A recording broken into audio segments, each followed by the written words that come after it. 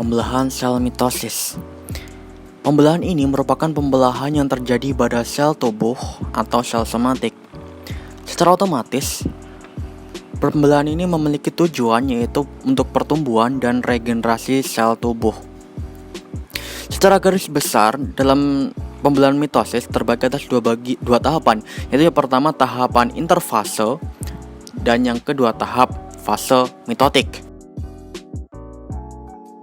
Oke, kita bahas untuk tahapan interfase.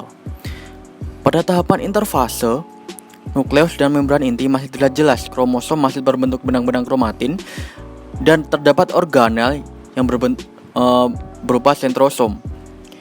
Pada fase ini terbagi atas 3 bagian, yaitu 3 tahapan, yaitu tahap GAP 1, sintesis, dan GAP 2. Pada tahap GAP 1, sel mengalami pembesaran. Kemudian pada tahap sintesis terbagi atas 2 tahapan lagi, yaitu tahapan replikasi DNA dan sintesis protein. Pada tahapan replikasi DNA, itu kromosom hasil replikasi merupakan kromosom yang memiliki 2 kromatid yang dihubungkan dengan 1 sentromer.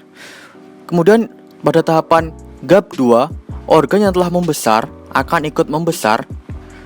ikut membelah dan mempersiapkan pembelahan selanjutnya, memasuki fase mitotik, yaitu fase mitotik terbagi atas 4 bagian, yaitu yang pertama profase, metafase, anafase, dan telofase. Tahapan profase yaitu tahapan di mana kromatin akan menebal dan memendek membentuk kromatid saudara. Kromatin akan membelah menjadi kromosom. Kemudian sentrosol membelah menjadi 2 bagian yang dinamakan dengan sentriol. Dengan sentriol akan muncul benang-benang spindle.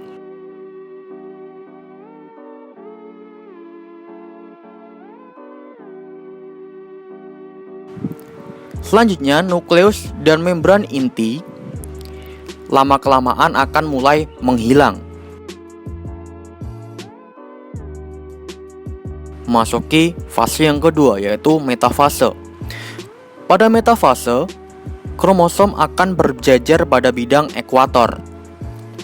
Kromosom ditempel pada bidang spindle. Dalam kromosom terdapat bagian di mana untuk menempelkan kromosom pada benang-benang spindle yang dinamakan dengan kinetokor. Kemudian memasuki tahap yang ketiga, yaitu anafase.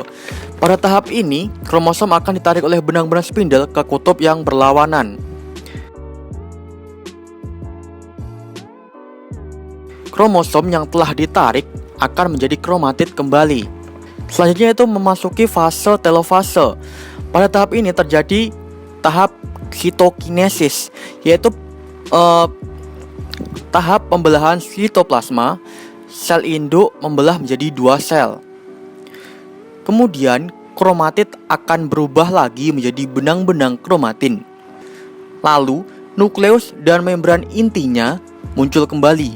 Sentrosom yang tadinya berubah menjadi sentriol akan kembali membentuk menjadi sentrosom.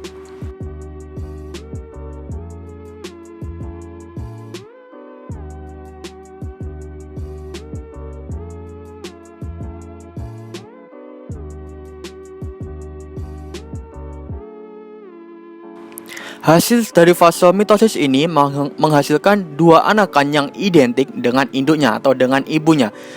Mengapa bisa dikatakan identik? Karena keduanya sama-sama bersifat diploid atau 2N, yaitu sama-sama memiliki 46 kromosom.